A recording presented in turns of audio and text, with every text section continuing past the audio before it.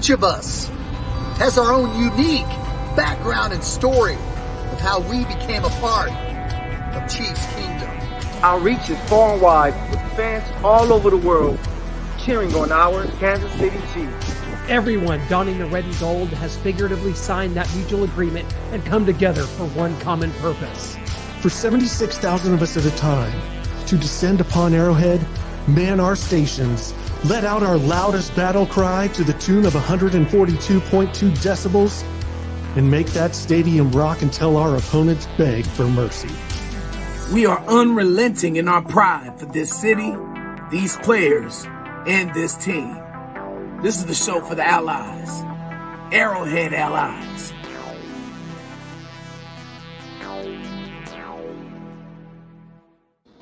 And welcome to week 2 of Arrowhead Allies. Thank you so much for joining us. Presented by Royal Roofing and Solar and Starcade Media. Guys, if you like what you see, you enjoy the show, always appreciate a follow, a like. You know the drill. It's such a pleasure to be around 4 tremendous fellow allies here this week, and I'm going to introduce all of them, and I'm going to do the best I can. I'm here, of course, alongside Mr. Nitro himself, Noah Groniger. You see him over there from The Spoken. New this week to us, Lance Twidwell has been doing some tremendous shows for us and has been doing The Spoken for as long as I can remember, since back whenever I still had hair. Lance Twidwell, welcome to the show.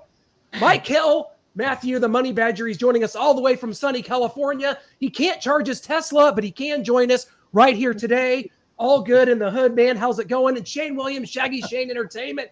He's set up on his laptop. He is the villain from season 4 of Sons of Anarchy, and he is gracing us with his presence. Welcome to Arrowhead Allies week 2. Hey, what's up, guys? How's it going, man? How's it going? Glad to be here. Hey, so excited, man. We finally get some real football. But it's going to start Thursday night, man. But I know the Chiefs Kingdom is ready to go, baby. Hey, Clint, I want to say something quick. I want to say Go something. ahead. You mentioned the fact that you used to have hair, and that's how far you remember me doing my thing. Listen, because I also lost mine at the same time. So, Yeah, that's what happens, guys. Mykell, you might be the only one in the clear here. I'm just going to be honest. Of course, you're a little younger than us, so buckle up. But we're buckled up for some NFL football this week, guys. Like Mykell mentioned, Thursday night it kicks off. Man, it starts with a bang. Thursday night football, not quite Amazon yet. We'll get to that next week. Chiefs and Chargers. Can't wait to see that presentation and how that works. But I mean, we start off with Rams hosting the Buffalo Bills. Buffalo Bills go on the road to the Super Bowl champs as a 1-point favorite.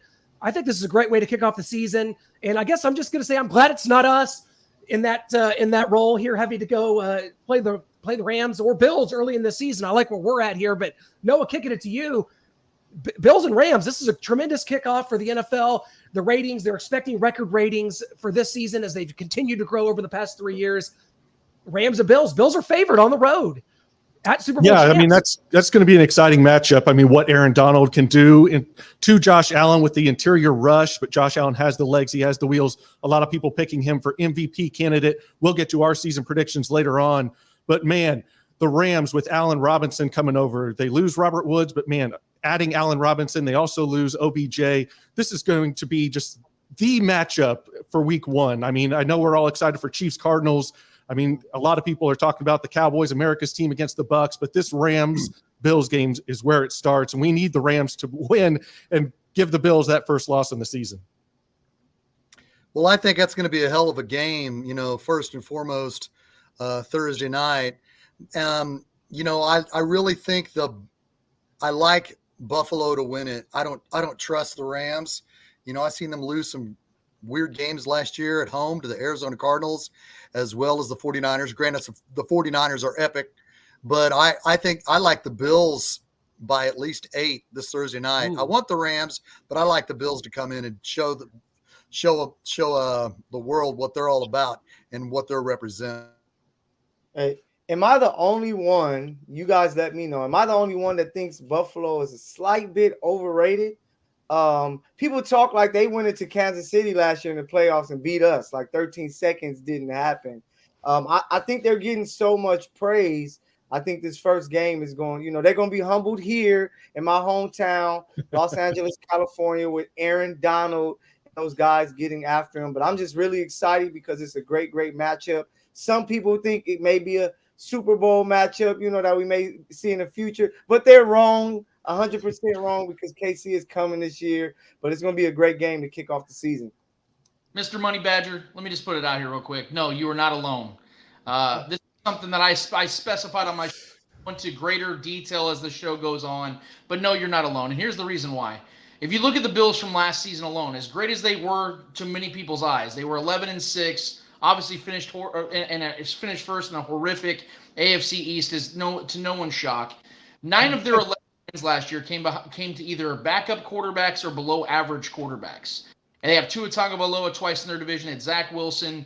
They had a lot of gimmies, and they still found ways to lose to teams like the Jaguars down the stretch. And in this game against the Rams, when all the eyes are on the Bills and the pressure is higher and stronger and more tense on the Bills as a collective this year, and they still don't have their number one corner in Tre'Davious White trying to go against that pass attack, it's going to be really difficult for me. And I'm honestly shocked. I mean, if this was in Buffalo, I would pick the Bills because that's a different dynamic. But you're in SoFi, the defending champions, a team that I still think is highly motivated to try to create a dynasty out of this. I have a hard time believing the Bills should be the favorites in this game. In fact, I will comfortably pick the Rams in this one.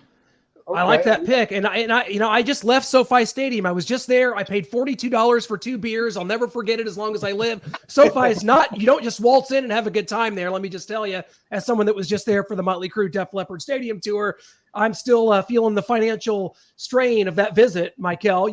You're in LA. You know the pulse. What is sort of the pulse out there? Not only the hometown defending Super Bowl champions, LA Rams, but also the Chiefs' divisional foe, what could prove to be our biggest divisional foe, the Los Angeles Chargers.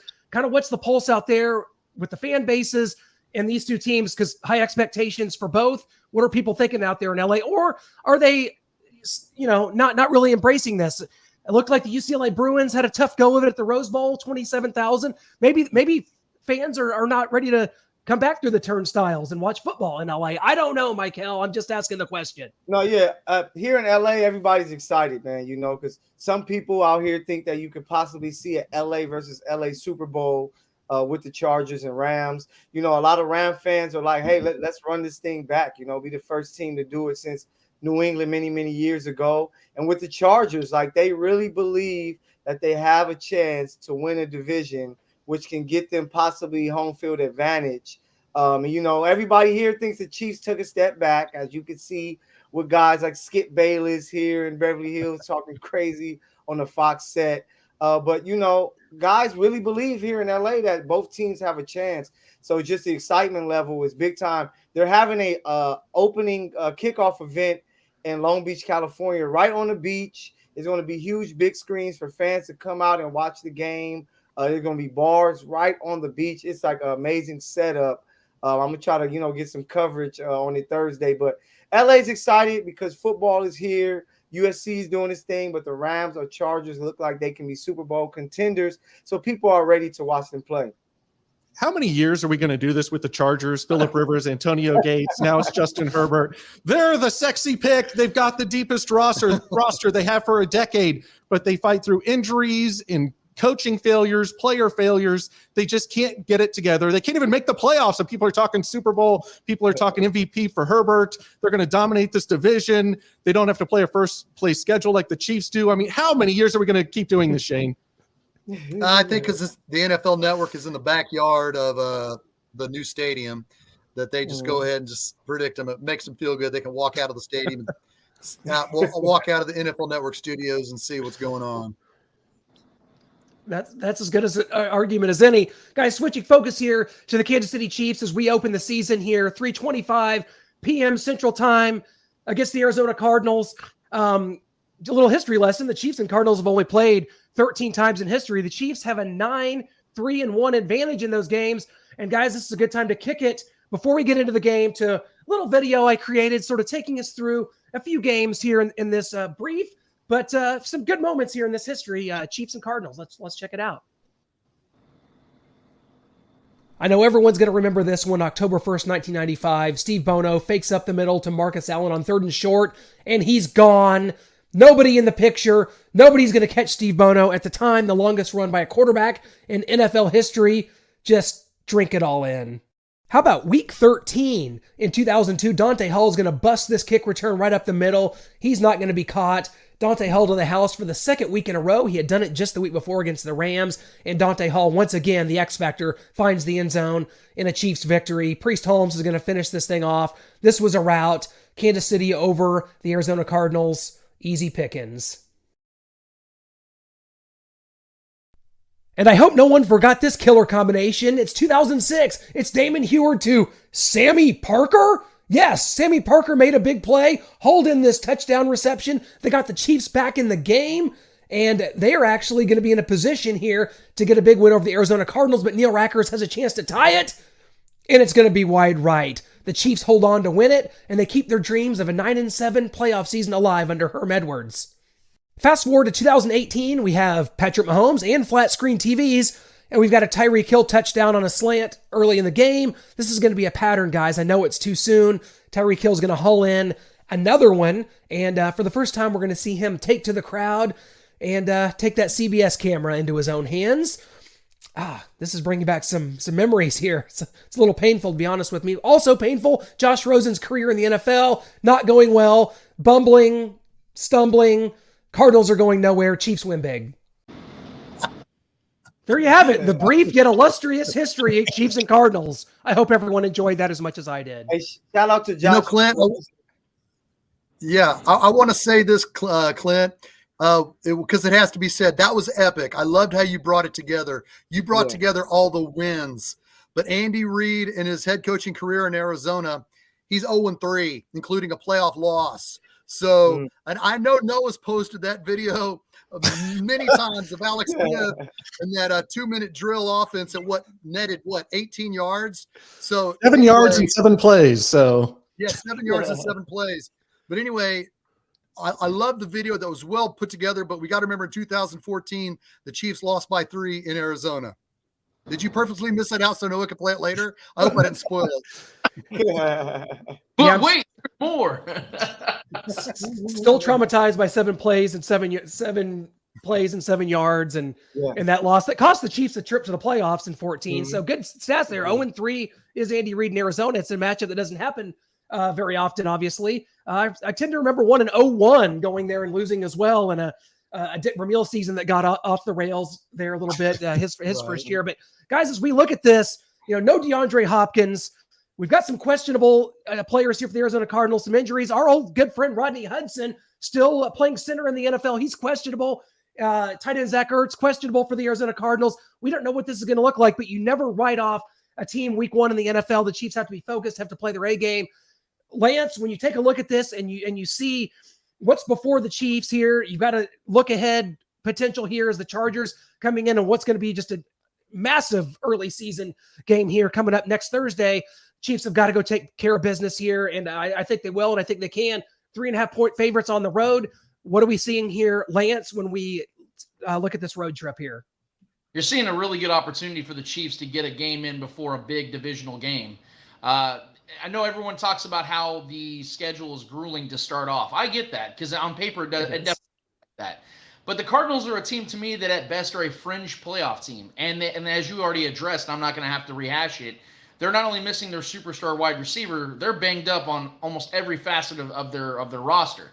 And that's never a good sign for a team walking in. Plus the fact that we know that Kansas City, the Chiefs fans are going to travel really well. So they're going to be out there in Arizona as well. So it's going to feel almost like a neutral game for the Chiefs. And let's be honest here. There's something about this offseason that we all have to understand very, very, very intimately, is the fact that this Kansas City Chiefs team is walking into this season being extremely doubted, probably as heavily as they have been in the Mahomes era. In fact, I'll go as far as to say that this is the most they've been doubted nationally. I've been paying close attention to this because I like them personally, and I like to bring them back up at the season's end, and I plan on doing so this year.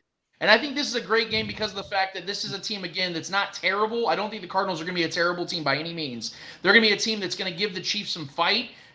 Defending Kyler Murray is going to be something that's always challenging because the guy is just he's a little freak athlete, man, and he's my height. So he's short as hell. I'm not a tall guy myself. And he's nimble. He's hard to tackle. He's hard to bring down. And he's got an incredible arm, an incredible spiral. He can make plays out of nothing. A lot like Patrick Mahomes can, but not to the same degree.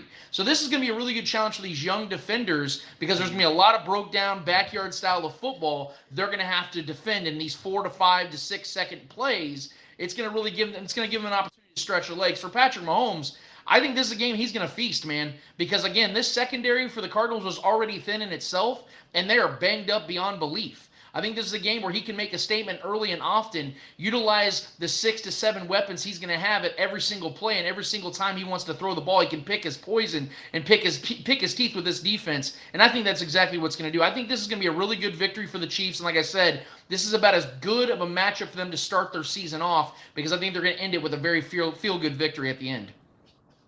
Yeah, I agree with you, Lance. I mean, just some things to look at. I mean, they've got Darrell Williams as a backup running back. He knows Kansas City well. What has he told them? Of course, Andy Reid's always in his bag of tricks, always coming up with new things. So I think that's not going to be an issue. But, I mean, without DeAndre Hopkins, they've got A.J. Green, who lost his battle to Father Time about 2 or 3 years ago, and they're still kind of parading him out there as a number 1 wide receiver. I mean, this is just not going to go well for them. Their offensive line is atrocious. So we're going to get initial pressure on Kyler, but like you said, he's a freak athlete. He's going to get out of the pocket. He's going to use his legs. So we're going to have to be key. And that's why all this youth and speed that we've injected into the defense is going to be big for us. And on the defensive side of the ball for the Cardinals, I think there's 4 players to watch out for. And no, one of them is not J.J. Watt, who is also currently losing his battle to Father Time. It's Marcus Golden. I think he could create a lot of havoc for either Orlando Brown, definitely for Andrew Wiley. He's still got some juice. He can get after a quarterback. And then at the linebackers, Zaven Collins, Isaiah Simmons, they are athletic as they come. They move around. They hit. That's going to be something if the Chiefs like that, those intermediate throws and passes. I think they're going to find Isaiah Simmons and Zaven Collins in the way of a lot of those. So they might have to stretch the field a lot more than they like. And then Budda Baker at safety is someone that he's always out there ready for a big play. Like you said, their secondary's banged up. It's weak, but that's the one guy in their secondary who can create havoc and cause problems for them. Well, we're going to see what this receiving core looks like, what this revamped offense look like. Shane, I want to kick it to you on this one because my question all offseason has been, Noah mentioned it, the infusion of young talent here on defense, let go of some veterans. They're trying to revamp this defense. And the truth of it is, with the schedule, with the just the high-level quarterback play that we see here in the AFC, with the week in and week out in this division, the battles that we're going to have, is it possible that by season's end, we just still don't know about this Chiefs defense, that everyone's going to give up yards, everyone's going to give up points, this is going to be really hard? You can't compare this defense to the Saints or the Panthers in the NFC. Shane, do you think that by the time this season's over, that what you want out of this defense is an improvement over 29th nationally in sacks and a defense that can create turnovers and wreak havoc, timely stops, but when it comes down to it, we just may not know how good they are because the stats may not bear it out? I think that we're going to see a young, hungry team. They're going to make mistakes. We need to accept that now. We're going to see rookie mistakes. There's way too many rookies that are going to be out there. We don't know how good Rashad Fenton's groin has healed. So we could have Joshua Williams out there as well as Trent McDuffie. We could have rookies. And even though D. Hopkins isn't going to be out there for Arizona specifically for this Sunday, we could see mistakes. But these kids want to learn. They want to get after it. And as we talked about last week, this is very important. In the long haul, through the duration of the 2022 season and all 17 games, Leo Chenal and Brian Cook are replacing Ben Neiman and Daniel Sorensen. That is huge. So that is massive. So once these kids get their feet under them, I mean really under them, I think it only should take 2, maybe 3 games because they got the superior coaching staff to let them know. Like, let's say 80-yard touchdown pass, first play of the game, Spagnuolo or even L'Jarius Sneed can go up to the Joshua Williams and, hey, forget about it. It's just 7-0. Just forget about it. Put it behind you. Our leaders are going to have to step up. Something that we talked about here with Donnell Bennett and Kimball Landers in January when you had me on. You know, the leaders need to step up with these kids because these kids are going to need to follow the leaders. Last year, during its darkest period, when we were 3-4, we had our veterans, and this is embarrassing. We had our veterans, our heroes, Anthony Hitchens and Tyrann Mathieu, trolling fans on Instagram. That hurts. You won't see that from these kids because these kids want to learn and these kids want to be great. And I think by season's end, I think the defense, and long story short, the defense will get better as the season improves. Do I think we're going to get shredded this Sunday? No, I think the Chiefs will win 38-28, but I think there's going to be some plays that Chiefs Kingdom we all need to recognize where it's going to be like, man, that guy ran free in the secondary and Brian Cook or Joshua Williams missed it. But these kids will grow. I remember in Kevin Ross, 7th-round draft pick, his first NFL start at a Temple. He had to cover Lewis Lips at Pittsburgh in 1984. He got shredded, but he learned from it, and he became a solid cornerback for years to come. He turned into a great leader. Our leaders got to lead because these kids want to learn, and they're hungry, and they're ready to be great. I agree. I think that, you have a lot of the veterans who are going to step up. A guy like Chris Jones, week 1, he's going to make it hell for the Cardinals with Chris Jones being able to come right up the middle. Shout out to our guy Todd Toll-Free who brought up the same exact thing. I just believe that this defense is going to grow as the season go on. Guys like Willie Gay, who's going to be on the field much longer, kind of playing that Niemann role. Like we said, we're going to have more speed with a guy like Cook replacing Daniel Sorensen. I'm excited because once the end of the season comes, the defense is going to be battle tested. Imagine how battle tested they are. You practice against Patrick Mahomes all the way up through training camp, and then you have to play against Kyler, Josh Allen, like the Burrows, the Herberts, Derek Carr, and all these guys. This defense is going to be all right, and I think this first game, people are going to be surprised by the speed, by the pass rush of the Chiefs to where it's going to – after week 2, the league is going to be on notice, man, that, hey, this Chiefs team is for real. We might have jumped the gun because, they lost one number 10, but we got a whole new number 10 that's here to steal some spotlight as well. Amen. Yeah, and Lance, I wanted to go to you real quick. I mean, I saw Matt Derrick tweeted out the kind of official depth chart heading into the Cardinals game. It's early on. It's only Tuesday, but they've got Joshua Williams ahead of Jalen Watson. I know on your show, on The Spoken, and here we've kind of agreed that we've seen more out of Jalen Watson. So what do you think about Joshua Williams kind of getting that nod above Jalen Watson, if that is the case?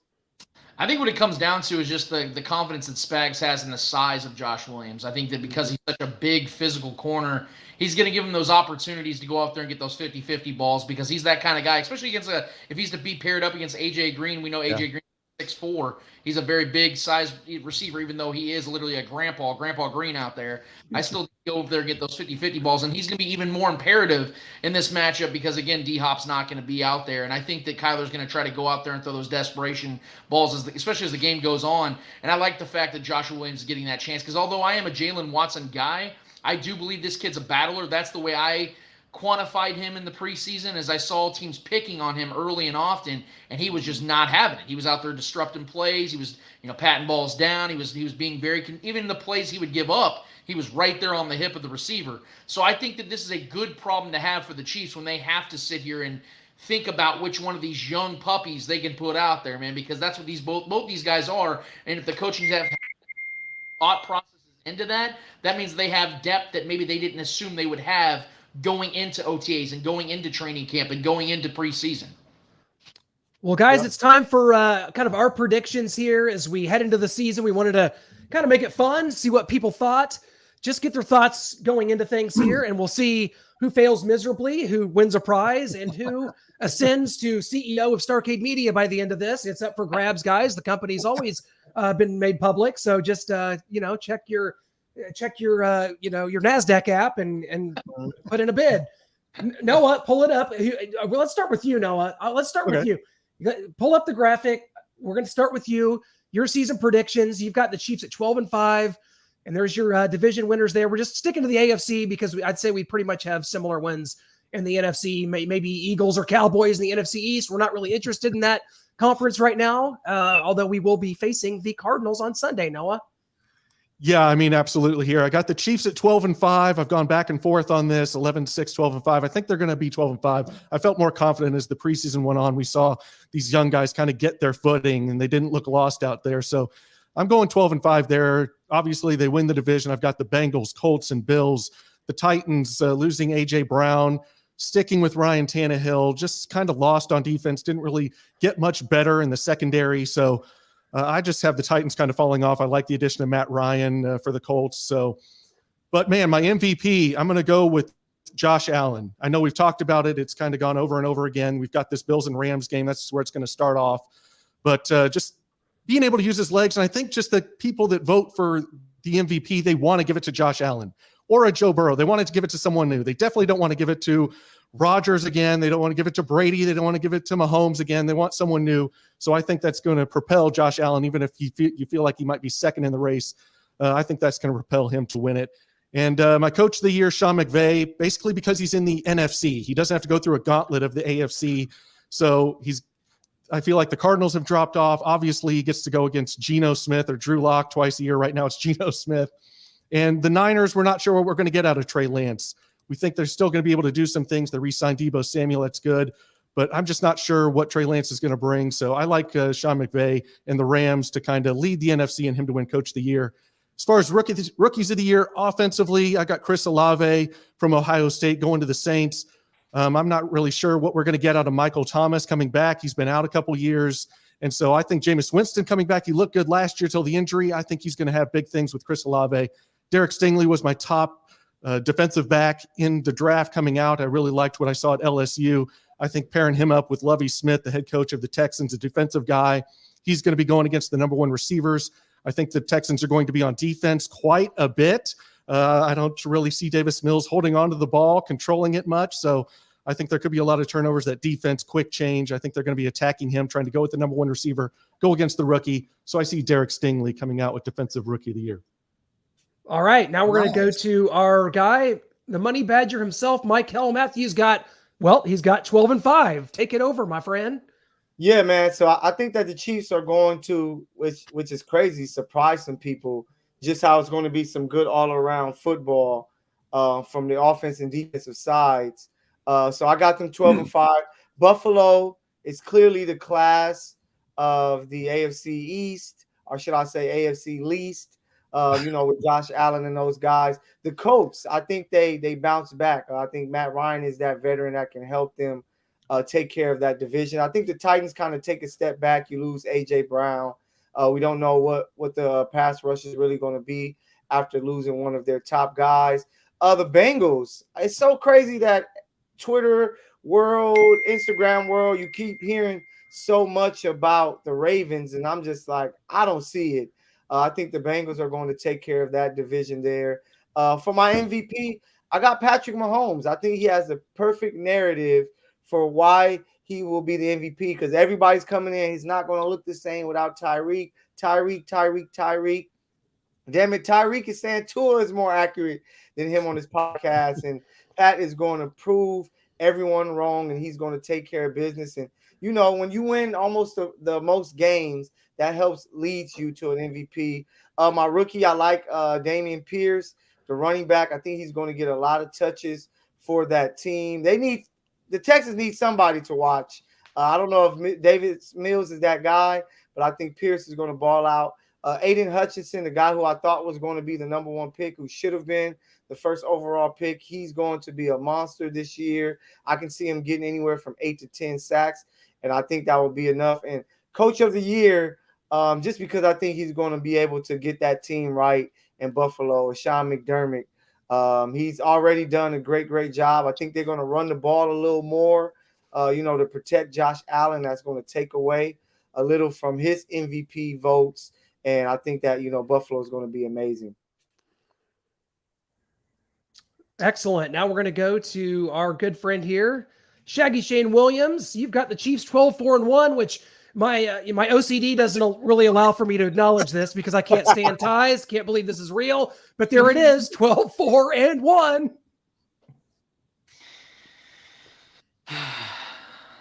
What do you think? You like it? You like it? I hate ties. No, Okay. it looks terrible on the record. Well, there's always that one tie that comes up when you least expect it. So we're going to least expect it there. I'm going to go with Rookie of the Year, Watson, the Packers receiver.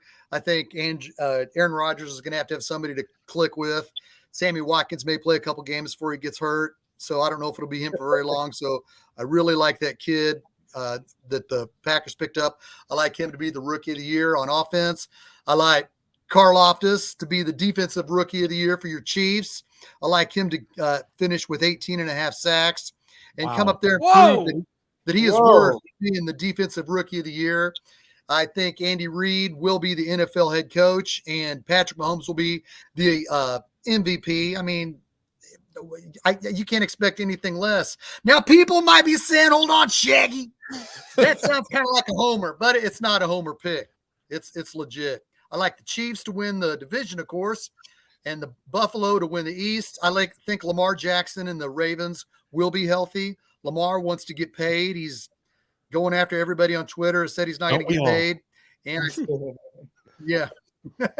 and I still like the Titans to revamp. They still got King Henry and they got Mike Vrabel, who's solid. So I like them to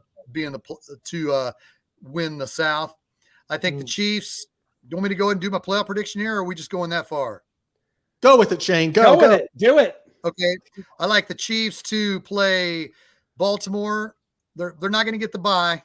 Chiefs aren't getting the bye. The Thanks Chiefs to your are going to play. They're not no bye for the Chiefs. The Chiefs will play Baltimore at home and win. Then they'll play the Chargers at home and win. Then the Chiefs will go to Buffalo. And with 14 seconds left, Patrick Mahomes will throw a 7-yard touchdown to Travis Kelce, putting the Chiefs up there 27 and advancing to the Super Bowl in Arizona. I have one question for you, Shaggy. One question. With George Karlaftis, why stop at 18.5? If you're going 18.5, go 22. 22. I didn't want to put too much pressure on him. Just 18.5. There hasn't been a double-digit sacker on this team since 2018, brother. We got to make it happen. It's All time. right. We're gonna see here if I'm gonna be the kind of downer when it comes to the record or not, or if it's gonna be Lance. Before we're gonna go to Lance first, but before anybody tries to throw any negativity my way, keep in mind I predicted the Chiefs to go 12-5 a year ago. It hit. And it was met with just complete vitriol before the season. I mean, I've never had anybody reach out to me as much as I did during the last offseason. 12-5, they couldn't believe it. Lance, let's check this out. Okay, this is a number 1 seed record here. Lance goes 13-4. I don't see 13 wins on this schedule. Lance, what say you, brother? Well, see, here's the thing. I didn't actually have the heart to tell you guys that I actually have the Chiefs having 6 ties this year. So I just wanted to. Thank you. You spared us. No, but in all honesty, I'm going to be real with you. I have the Chiefs going 13-4 for a particular reason, and it's actually, as crazy as this sounds, I don't have the Chiefs with the number 1 seed. I think there's going to be a team in the AFC that's going to shock a lot of people, and I'll get to them in just a second. The thing about this is that everyone has looked at this schedule and this season as a whole when it comes to the Chiefs the wrong way in my eyes. To me, the Chiefs didn't get a hard schedule. The hard schedule got the Chiefs. And so look at this, and I see the way the Chiefs play, and they rise to the occasion far more than they don't. The fact they've only lost 15 total games in the regular season during Mahomes' era. For me, I think they rise to it just because of the fact this team pays attention. Patrick Mahomes and this team pay attention to what people are saying. And I think this team has gotten better this offseason than they were last season. I know you guys mentioned Dan Sorensen and Ben Neiman being gone and being replaced with much better athletic guys. That's going to pay dividends. And the Chiefs got deeper at wide receiver regardless of losing Tyreek Hill.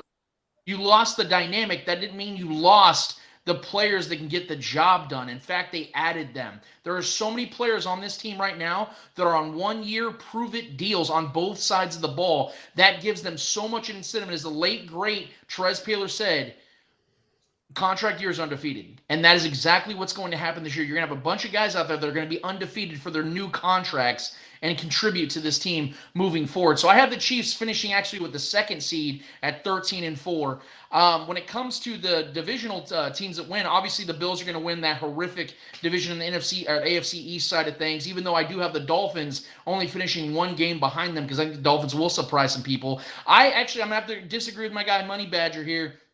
I know he said he's big on the Bengals this year. I am too. I have them as an 11-win team. But I think the Ravens, people forget that they were 8-3 last season when they had some health. But before the first week of football even started, they lost multiple corners and multiple running backs to season-ending injuries, and they were still 8-3 over halfway through the season. If they had Lamar Jackson, they are clearly going to win their division. They were clearly going to make the playoffs.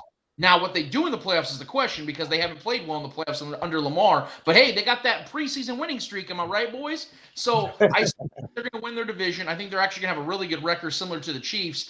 The Colts are the team that people need to pay attention to this year. You have to remember, this Colts team last season was an absolute disappointment. The only reason they were a disappointment is because they were far better than what their record indicated.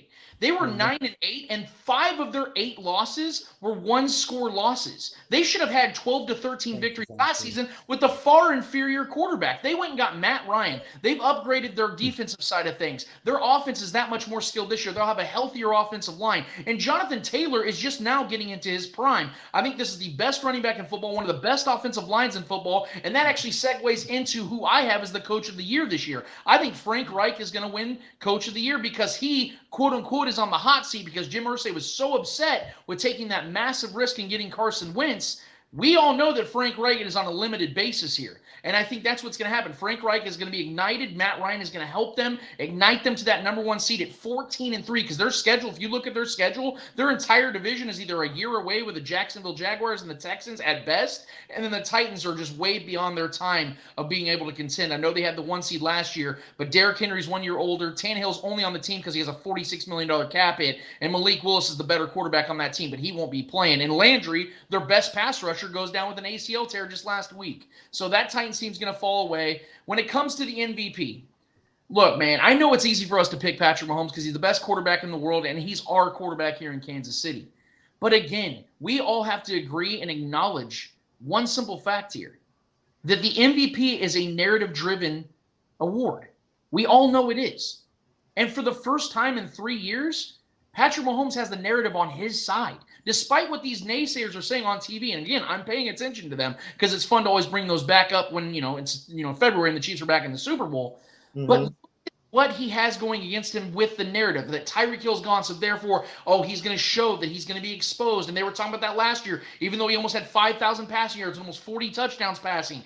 This is the season where Patrick Mahomes gets back to that 2018 style of football where you're going to see him throw 5,000 yards. You're going to see him flirt with 50 touchdowns because he knows the narrative is out there that's against what he is. I mean, a down year for him is almost 40 touchdowns, almost 5,000 passing yards. Think about how crazy that is, fellas. He is his own standard. He is his own detriment when it comes to legacy, and he's going to pay attention to that closely. He's got 6 or 7 legitimate weapons to choose from, like I said, and he is going to choose all of them. You saw what he did in the preseason. He had 9 different receivers catch a ball. It's not going to be any different in the regular season, guys. I hope you're ready. Offensive player of the year, offensive rookie of the year is going to be Chris Olave. I'm big on the Saints this year. I think they actually win the NFC South. I think Jameis Winston comeback player of the year, and Chris Olave is going to be their wide receiver 1. Stay close attention to that kid, guys, because I'm telling you, that kid is going to be the truth. On the defensive side, the Lions are going to be one of those teams. They're not going to make the playoffs. I have them at 6-11, but they're going to be one of those teams that plays spoiler. And the only way they're going to be able to do that is if their #1 player, Aiden Hutchinson, is wrecking people in the backfield, and that is what he's going to do. In fact, I think he's going to finish top 5 in sacks this year because he's one of those guys that is a real exception. More times than not, when guys are early picks that are pass rushers, they don't come in and start lighting the world on fire immediately. Even T.J. Watt, as great as he was, only had 7 sacks his rookie season. But ever so often, you have that one unicorn that comes in and gets those double-digit sacks. I think that's what Aiden Hutchinson does this year because I believe in this kid. There is no reason in the world why he shouldn't have gone #1 overall. I think he should have been the consensus #1 overall pick. The Lions got themselves an absolute stud, and he's going to be that rocker. He's going to be the one that shakes things up and gets them those victories where we're looking back going, how the hell did they beat the Packers in that week? There's no way they could have done it. Well, it was because of Aiden Hutchinson. So you think Lance. Aiden Hutchinson is going to just kind of squeak out above George Karlaftis with 19 sacks? Is that what we're 19, here? we'll have 19 and a half. 19 and a half. We're going to get him by a sack. It's neck and neck. And Lance, great analysis there. Yes. I mean, that just blew me away. I will say, as we go to mine, if the Indianapolis Colts win 13 or 14 games this year, I will attend either a KU basketball game or a Coldplay concert. You guys can pick because it's not happening under any circumstance. I'm safe. I don't like what the Colts have done at the quarterback position. It's sort of like what Denver's done here over the last few years. Phillip Rivers out, Carson Wentz out. Let's try this Matt Ryan thing. He was an MVP 6 years ago. I just don't like the stability. They don't have it in the organization. We heard this back in 2018, our first playoff game at home with Patrick Mahomes. Well, this roster, top to bottom, is just so good. They have the best offensive line in football. They can run it. They can defend. They gave up 10.3 points a game for the last 7 weeks. Well, we saw what happened. The Colts really haven't found their footing as a franchise yet. Lance, maybe you're right. Maybe this is the year that it happens, but keep that in mind. I will keep Vivid Seats on the hook, not tickets for less. Vivid Seats will be on the hook. Should I be wrong, I will act accordingly and make sure that I live up to that concert attendance wherever you guys want me to go. So I've got 11-6. I picked 12-5 last year. 11-6 is what it's going to be.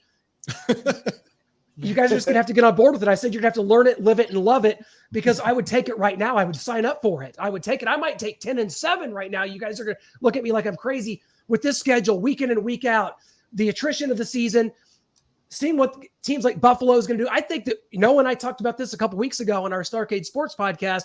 Not only are the Chiefs going to be looking up at the Buffalo Bills all season long for that 1 seed, we're going to be looking up at the Chargers all season long in the AFC West when they go play teams like, the Falcons and the Browns. That's when the Chiefs have to play the Bengals and the Bucks. There's going to be an added advantage there for the Chargers. Now, I do think the Chiefs will catch and maybe win this thing by a tiebreaker. I do have the Chiefs winning the division at 11-6 because I just don't believe it in the Chargers. They have not won this division, guys, since 2009. You talk about having hair. I think I might have even been a college student back then for the 8th straight year. So that's how long ago that's been. I don't college student, but college student nonetheless. I was going to leave that part out. My mom's watching. Sorry about Come that. on. So I've got the Bills in the AFC East. Everyone does. I'd love to be different and pick someone like the Dolphins and get Tyreek Hill into the playoffs. Not going to happen. The Ravens, I just like that regular season record. Harbaugh, Lamar Jackson together, 70% win percentage in the regular season. We know they can't get it done in the postseason, which is probably why I cheer for them to win that division because I'm not scared of them should a potential matchup occur. The AFC South is interesting because a part of me wanted to pick the Colts as well. I don't hate them as much as I kind of let on. I was using some hyperbole there. The Titans, we'll see. We play both teams. Obviously, we play the AFC South this year, so we're going to get our fill of these teams. I'm going to put the Titans in there until I see otherwise. It's hard for me to go against the grain and just pick a new team to come do it. So that could be the one that we highlight that could certainly be wrong. Just like what Noah said, we got Josh Allen and Sean McDermott as the MVP and the coach of the year. I think just for reasons like Noah, you talked about the narrative, the Bills' record and what it's inevitably going to be because of that division, their schedule is just, they're going to be the 1 seed. And I think that if they're not, it's just a colossal disappointment for the Buffalo Bills. And I've got George Pickens as my offensive rookie of the year. And I did this to pay the Chiefs back for 2019 when Mecole Hardman could have been DK Metcalf. This year, I like Sky Moore. I think he's going to add a dynamic to this offense. I'm excited to see it, but he could have been George Pickens. Loved him at Georgia, covered him, was in the press box when a Georgia beat writer told me he would not trade George Pickens for Mecole Hardman straight up. That's a college player for an NFL player. He wouldn't do the trade. Said George Pickens has that much potential. We've seen it in the preseason here. And then Derek Stingley, I agree with you, Noah. Couldn't find a Texan picture of Derek Stingley. Come on, it's right there. This is the LSU days, brother. My friend. Come on. We covered Derek Stingley at LSU. We got to talk to Joe Burrow and Ed Ogeron and Derek Stingley at SEC Media Days a couple years ago. He was just a freshman. And I think that the Texans, like you said, going to be spending a lot of time playing defense. Derek Stingley is a guy that I just am really high on. Like you said, top corner on the board for me. So there it is, guys. That was interesting. There's some disagreements there. There's some stuff that clearly we're all in sync on. but some room for error there. This is going to be fun. I'm telling you, NFL 2022 is can't miss every week, every second of action. Forget it. Shane, this isn't Major League Baseball. This is the real deal. This is the NFL, buddy.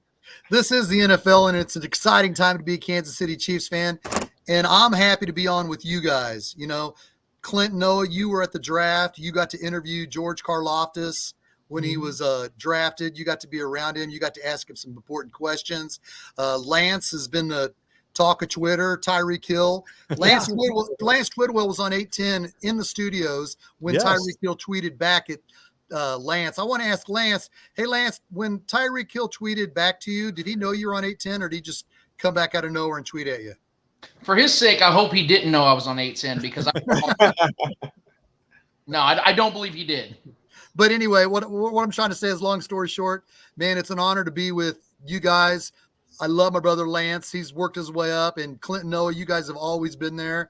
I appreciate what you do for SEC because you've been covering SEC for a while. You know many of these kids. You got to interview these kids, you know, when you were doing your SEC coverage. And Mykell, Matthew, as the season goes on, man, I can't wait to hear what you caught up at Chargers practice watching them at training camp this year because you were there. You were in the press box, you know, covering the Chargers. I can't wait to hear what you have to say. It's an honor to be around all of you. Even Brian Buchanan, who's not here tonight, man. He's a great dude. He knows the sports talk, and he's great at KPRS in the morning, man. It's an honor to be with you guys this year, man. Thanks a lot. Shane, you're awesome. We did not get, we forgot to put, we got to get Brian's picks. He's not here to defend himself, so we can just lay into him if we don't like it. Brian goes 11-6, guys. Okay. Look at it. Just feast your eyes on this 11-6 prediction. Brian Bichon and I are just, we were just like two souls combined as one. We've got the prediction. He likes the Colts there, Lance. So there's another Colts pick, Ravens and Chiefs, and then Bills there. So another Lance, he's got Malik Willis. Yeah, Malik Willis. Rookie of the year. When's that Trey Burks? Treylon Burks for him to become that? Like, yeah, that's interesting pick, and he has Shanahan there as the coach of the year, so that he must expect a lot from Trey Lance. Works out, yeah. Or is he going to be Jimmy G? I don't know. We'll see soon. Yeah, how can you have the? Yeah, I'm confused. How could you have Kyle Shanahan as the coach of the year and not have like Trey Lance as like the rookie of the year? I mean, does it would probably need to go hand in hand if that's gonna happen. I just don't know how he has Malik Willis as offensive rookie. Like that means like there's going to be sick of Tannehill after like week 2 and make the change. Malik in there. Let's go. I thought that was Treylon Burks, the receiver from Arkansas. I was like, that's not got Malik Willis in there. I know. Titans are trying to win games. They need to play Malik Willis. Have you guys watched it? I'm telling you, this kid's the truth. Yeah, but he's the truth against third stringers. So I need to see him play against some starters and read the field and things like that. He plays exciting football. Well, guys, this has just been a true honor. Loved this show. Arrowhead Allies, guys, again, wherever you caught us live, we got the live show. It's out there on pretty much all of our Facebooks, Instagrams, Twitters. For everyone on here, wherever you see it, like, subscribe, follow, all the things. You know what to do. This isn't 2009. Do all the things, and always hit us up. Our social media at Starcade Media. Starcade Media, it's everywhere. Just search it. Again, trying to make this easy for you. Just, that button there, guys. Lance, thank you so much for being on with us today. You added so much to the show. We look forward to continued partnerships with you, my friend. And it's just, it's been an honor so far.